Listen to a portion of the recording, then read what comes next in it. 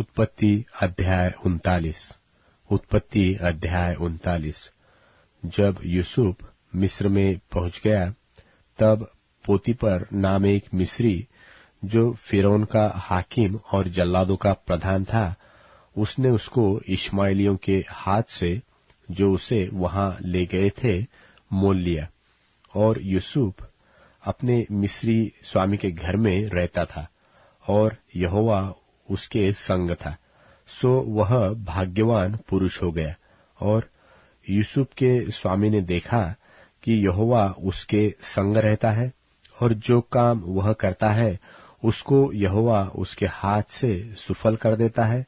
तब उसकी अनुग्रह की दृष्टि उस पर हुई, और वह उसकी सेवा टहल करने के लिए नियुक्त किया गया।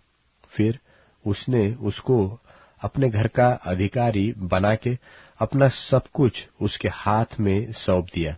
और जब से उसने उसको अपने घर का और अपनी सारी संपत्ति का अधिकारी बनाया, तब से यहोवा यूसुफ के कारण उस मिस्री के घर पर आशीष देने लगा। और क्या घर में, क्या मैदान में, उसका जो कुछ था, सब पर यहोवा की आशीष होने लगी।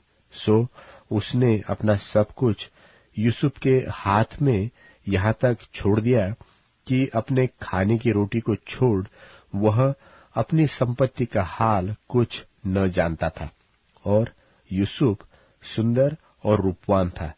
इन बातों के पश्चात ऐसा हुआ कि उसके स्वामी की पत्नी ने यूसुफ की ओर आंख लगाई और कहा, मेरे साथ सो। पर उसने अस्वीकार करते हुए अपने स्वामी की पत्नी से कहा, सुन, जो कुछ इस घर में है मेरे हाथ में है, और मेरा स्वामी कुछ नहीं जानता, और उसने अपना सब कुछ मेरे हाथ में सौंप दिया है। इस घर में मुझसे बड़ा कोई नहीं, और उसने तुझे छोड़, जो तू उसकी पत्नी है, मुझसे कुछ नहीं रख छोड़ा। सो भला मैं ऐसी बड़ी दुष्टता करके परमेश्वर का अपराधी क्यों कर बनूं? और ऐसा हुआ कि वह प्रतिदिन यूसुफ से बातें करती रही, पर उसने उसकी न मानी कि उसके पास लेटे व उसके संग रहे। एक दिन क्या हुआ कि यूसुफ अपना कामकाज करने के लिए घर में गया, और घर के सेवकों में से कोई भी घर के अंदर न था। तब उस स्त्री ने उसका वस्त्र पकड़कर कहा, मेरे साथ सो। पर वह अपना वस्त्र उसके हाथ में छोड़कर भागा और बाहर निकल गया। यह देखकर कि वह अपना वस्त्र मेरे हाथ में छोड़कर भाग गया, उस स्त्री ने अपने घर के सेवकों को बुलाकर कहा, देखो, वह एक इब्री मनुष्य को हमारा तिरस्कार करने के लिए हमारे पास ले आया है।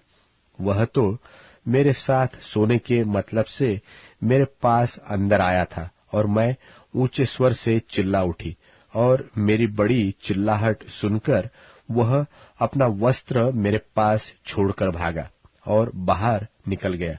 और वह उसका वस्त्र उसके स्वामी के घर आने तक अपने पास रखे रही।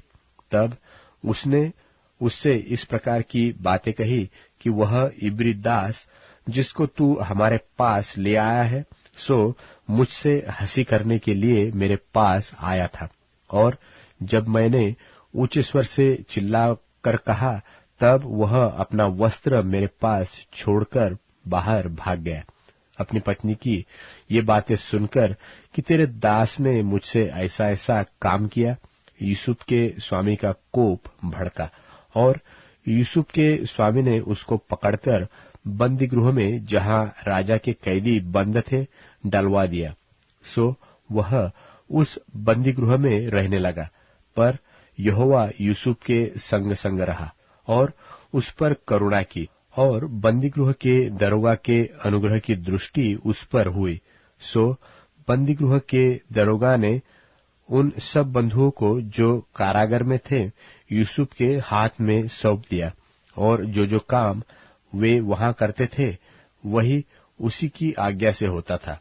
बंदी गृह के दरोगा के वश में जो कुछ था, क्योंकि उसमें से उसको कोई भी वस्तु देखनी न पड़ती थी, इसलिए कि यहोवा यूसुफ के साथ था और जो कुछ वह करता था यहोवा उसको उसमें सफलता देता था।